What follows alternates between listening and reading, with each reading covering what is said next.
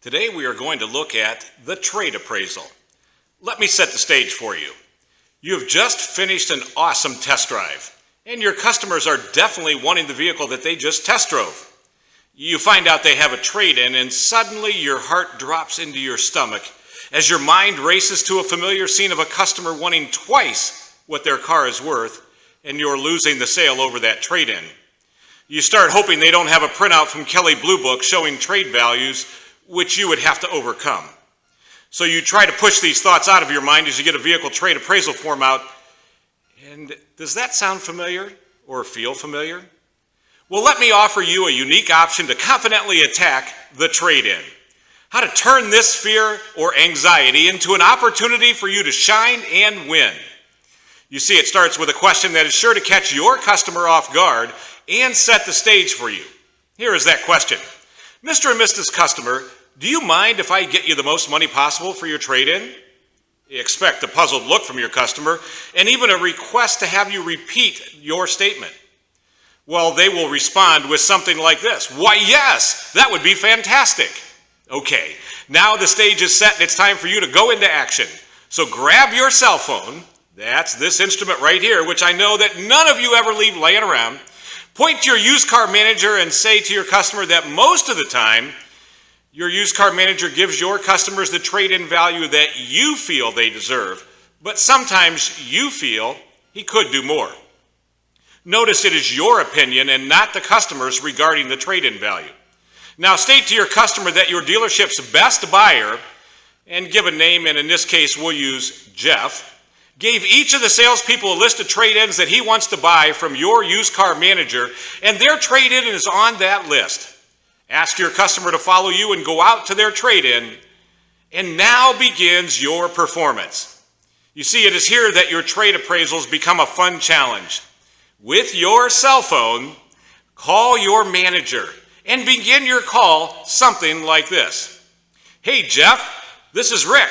Hey, I've got some very important customers here. I like to call them VIPs. And they've got this 2010 Honda Civic LX. And I know it's on your list, so I wanted to give you first right of refusal on it.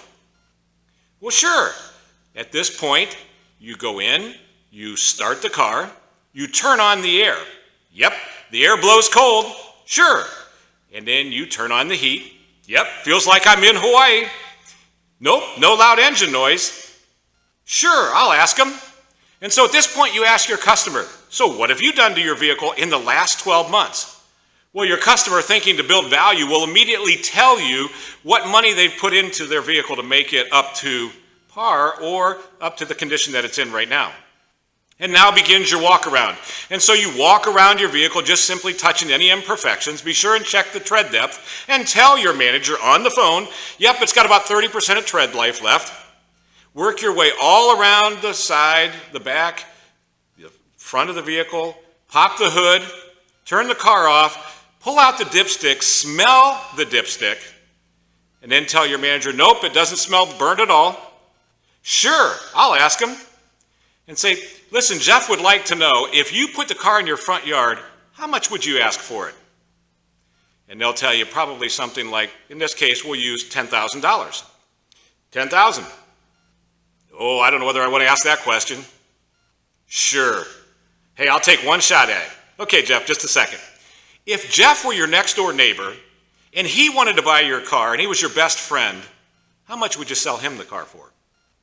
You know, it's amazing, but a lot of times your customer will turn and say, about $1,500 to $2,000 left. Oh, probably $8,000. $8,000. Uh-huh. Sure thing. All right, thanks, Jeff. Have a great day. And at this point, you have now given your sales manager all the information he needs right straight from your customer so that he can do an accurate trade appraisal. So now invite your customers back to your desk. Tell them you have to have your used car manager also take a look at their trade-in, and you're going to get them the highest value for their trade. You finish filling out the vehicle trade appraisal by asking one more question. If you were to keep your vehicle for the next 6 months, what would you do to it? Well, after you do that, take the vehicle trade appraisal and go give it to your manager. See, what you have just done is you have set the stage for your customer to actually shake your hand thanking you for the trade-in value that you're going to give them. What, you say? You don't think that's ever going to happen? Well, let me tell you, if you've done this, in my next video, I will show you how to make that happen and eliminate the obstacle of a trade-in in your negotiation.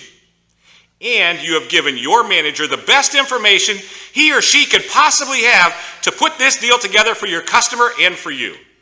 Well, have a great day selling, and remember, winners don't follow. They take the lead and do what others don't want to do or are unwilling to do.